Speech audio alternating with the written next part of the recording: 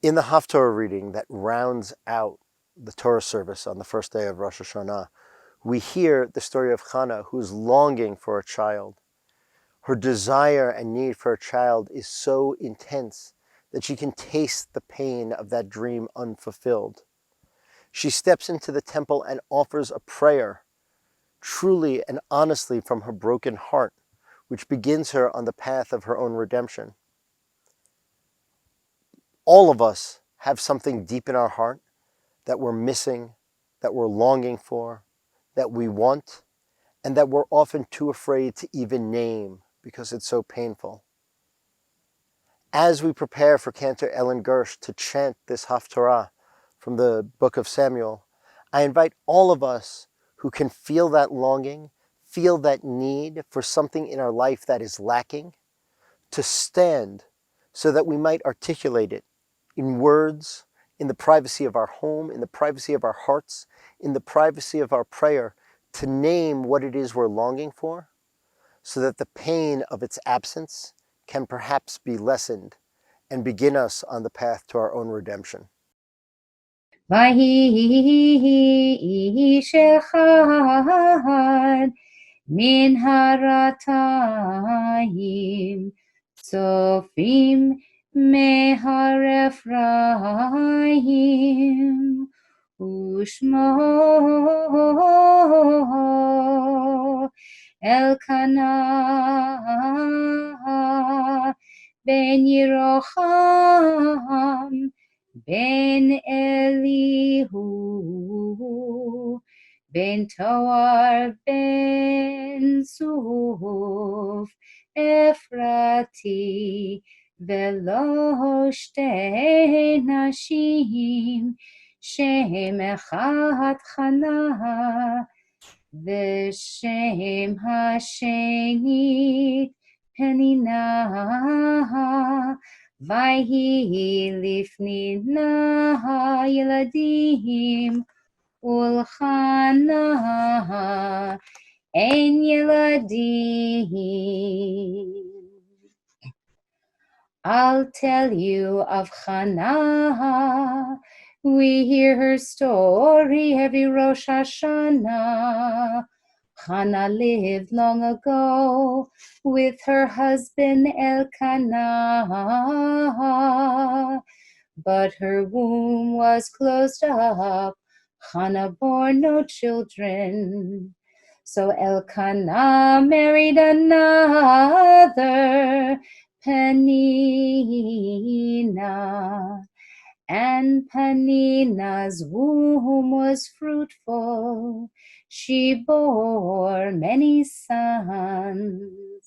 Every year, when they went up to sacrifice at Shiloh, Elkanah would make an offering, and the meat would be a portion, some for the priest, some for Penina, and some for Elkanah. Most would go to their sons, and the last little bit was for Hannah. Penina acted superior. Her pride was a thorn in Hannah's heart. Elkanah said to Hannah, "Why do you grieve?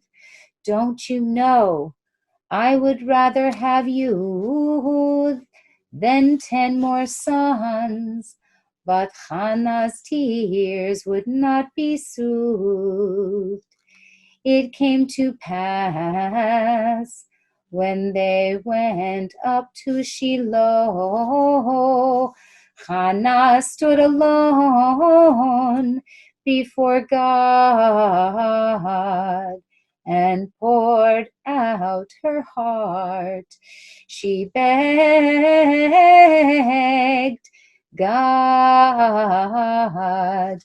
to open her womb and bless her with a child. She cried out with all her yearning. She promised if God lent her a son, she'd return the boy to God in sacred service. Then Eli, the priest, came upon her. He was angry. He said, "Woman, for shame. Do you come here now drunk?" She said, "No, my Lord, I am pouring my heart out to God." And he was chastened. When Hannah went home, she was hopeful, and in the fullness of time, she conceived a son. She named him Shemuel, because she asked for him, and God heard her cry. When he was weaned, she took him to Shiloh. She said to Eli, the priest, "You may not remember, but I was here before. I emptied myself in silent prayer, and God heard my cry and gave me this boy. Therefore I bring him to you, that he may spend his life in sacred service." And Eli and Hannah bowed down together. Why, on this day of all days, does Hannah visit us to tell us this story? Maybe to teach us to pour our hearts to the one who hears all prayer. We may not always get what we seek in a form that we understand, but here is what Hannah learned and what we can learn from her.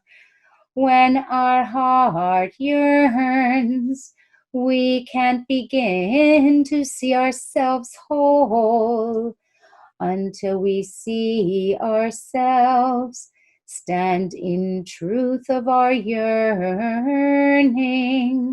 Only then can we see ourselves as truly seen by the Holy One, who already sees us for all we are and all we can be. Hannah,